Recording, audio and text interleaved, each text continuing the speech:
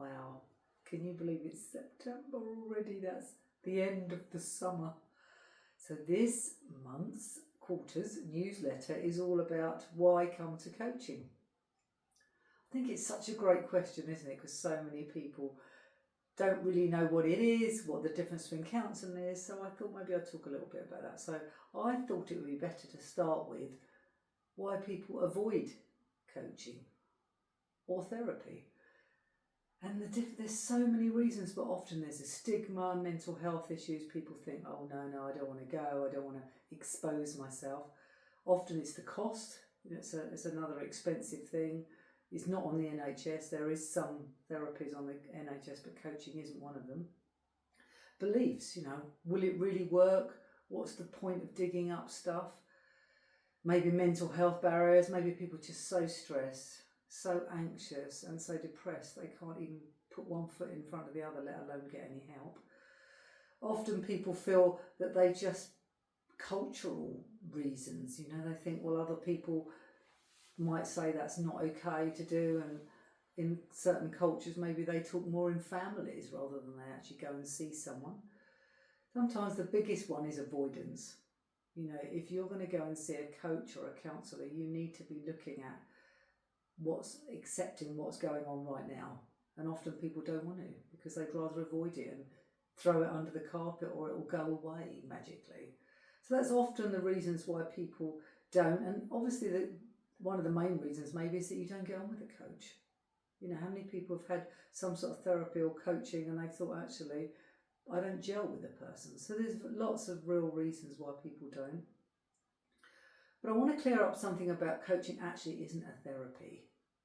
Counselling is a type of therapy, and it generally looks at the past, what's happened, and it's not so much about moving forward. So I wrote a couple of things down so that people could really have a clear understanding. So what I love about coaching is it's really focused on moving forward. It's about solutions as opposed to problems. We're not just focusing on the problem. We're looking at solutions. It's about motivation. It's about strategies. It's about accountability. People come to me and say what they're going to do. It's more action driven. And it helps people really achieve personal and professional goals. If you've got something in your health and well-being you'd like to improve, or professional life, then coaching's definitely the way forward. Now, I've read something very interesting. The practice of coaching has increased significantly since 2022, with the number of actively paid coaches rising from 38% in 2022 to 53% by 2024. So, amen, people really looking to have coaching in the future. And what's things we can help people with? Well, relationships. I've got some stats that say 52% of relationships improve when they've had coaching. Emotional well-being increases, stress reduction, self-discipline, life satisfaction, resilience, which is a really key one. As people know, I've had to face a lot of things that I need to face myself with, resilience, work performance. But the biggest thing I think is self-awareness. I think when people have coaching, they're much more aware of where they're at and how they want to move forward.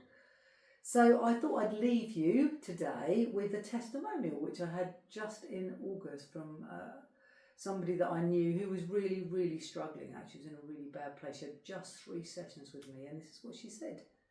Thank you, Sandra, so much for supporting me through health and wellbeing coaching. I have been totally blown away by the outcome. I want to thank you for encouraging me to push myself. If anyone ever considered coaching, I highly recommend contacting Sandra. So if you have any challenges or dilemmas or just want to talk it through, I'd love to speak with you, because actually coaching, I believe, is the way forward.